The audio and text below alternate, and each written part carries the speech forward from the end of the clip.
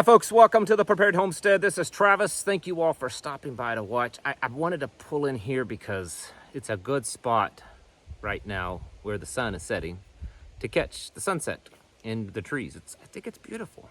I don't know. There's a little bit of that,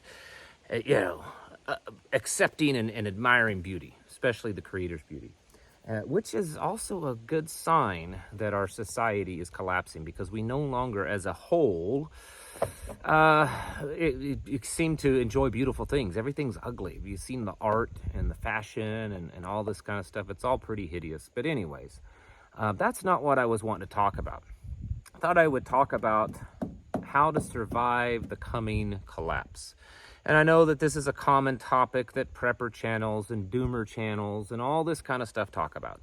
And they a lot of times focus on the tangible things, right? You know, you need to stock up on this much beans, this much soup, this much rice, this much ammo, this. And I cover that kind of stuff from time to time also. But honestly, how to survive what's coming at us is really going to be up here and in here. We really don't know what it's going to be like. And I say that even though we can look at past historical references of times that empires and societies and civilizations have collapsed. Sure, it gives us a good idea of what it might be like.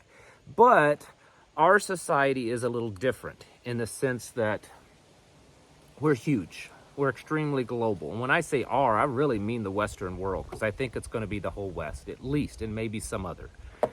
But there's also the fact that we are more dependent as a people, as a whole, on systems, on things working, on technology, on government, on, all of these fragile systems. We're more dependent upon them now than we probably ever have been in history, and we're weaker. We're less self-sufficient as a society. And then also, and this is, I think, probably a big one that a lot of people don't factor in, that we right now as a society are more unstable in a lot of ways that other societies weren't when they collapsed. If you go back and you look in the 1800s, the Middle Ages, you look at the Roman Empire, you look at all these things through World War I and World War II and the countries that were affected by it. There were various reasons that caused those plagues and economic stuff and wars and all this kind of thing. But the basic family unit, right? The basic family unit, it was pretty strong. Basic traditional moral values were strong. Families, there was still the traditional families and religion and all this kind of stuff was still pretty strong in most all of these societies, with the exception of a few things. Our society is different. We're not strong in any of those things. Our society is not strong religiously, biblically. Our society is not strong morally. We're not strong when it comes to family values and just the family unit. We're not strong mentally. All these things that are very unshaky. So, for a very long introduction, I believe that the coming collapse that we will experience as a civilization is probably going to be much, much greater than any other before it. But how do we survive it? And again, I'm not talking about the tangible things, guns, beans, bullets, all that kind of stuff. It's really got to be more than that. We have to realize that those things are just tools. I've said many times, you're going to be hungry. Absolutely, you're going to be hungry. Food's going to become more expensive and it's going to be harder to get. So you certainly need to stock up on food. Medical stuff, medicine stuff, you're going to be injured, you're going to be sick, so you need to have that kind of stuff stocked up.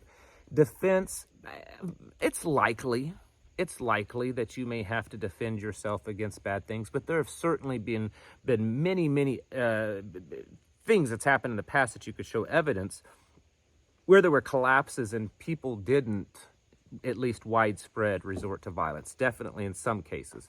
So you may or may not. Some people don't heavily focus on that. Some people focus heavily. Some people maybe a little too much.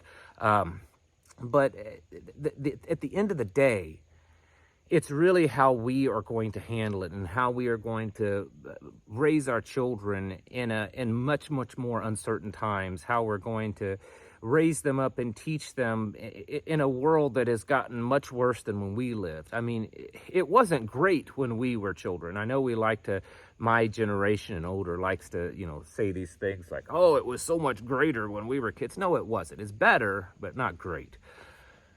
But a lot of it depends on how we react to it. Do we panic? Do we become less humane, less human? You know, do we lose our own humanity because we turn against our brother? Do we fall into a panic state? Do we lose our minds? And that's, all those things are going to happen with some people. And I think the ones that survive, it's not so much what they have, it's how they think. I've mentioned this, I think, in the past in videos, but I used to have a book. I was given to me by either my father or grandfather when I was a kid, about when I was a teenager, 13, 14 years old. And it was stories of real life survival situations. People that were in a plane crash out in the wilderness and they survived, or they were in the desert and they broke down, or, you know, they were hunting and they slipped off a cliff and they had to survive to get out. And some of these were ones that they survived, and some of these were ones that they did not survive. And there were many cases that the people didn't make it, and they had stuff.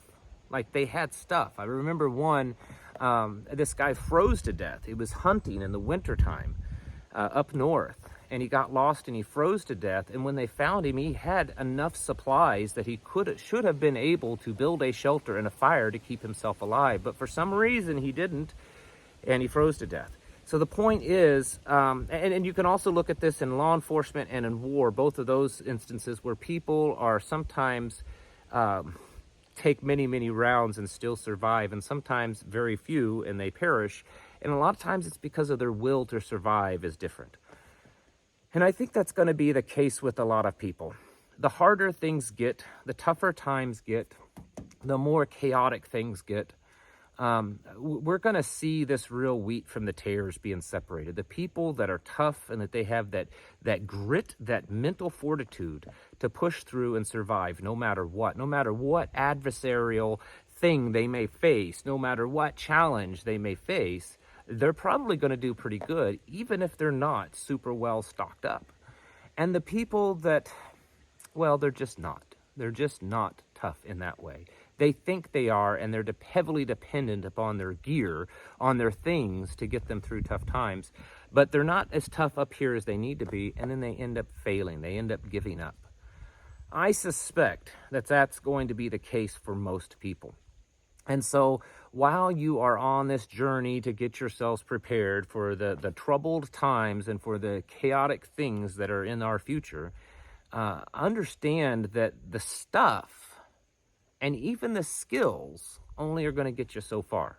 It's really about the toughness that you have, this mental fortitude. I've said it so much over the years that we need to have kind of a warrior mindset, that we are going to make it no matter what.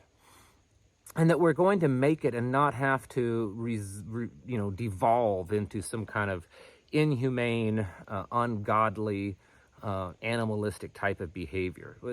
I don't believe that that's necessary. There may be times that you have to make tough decisions and do hard things, but it doesn't mean that you have to become that person. And so as we're watching our world fall apart, right? We're watching it. We're watching everything just kind of come apart at the seams. We're watching more and more countries do crazy things, whether it's go down a central bank digital currency role, or more towards a World War III thing, or more towards a big brother world economic, whatever it is. We're watching it happen on a daily basis. This progressive, gradual, change. And we also seeing how people react to it, how people are it's becoming worse and worse. It's getting to the point that you can't go anywhere.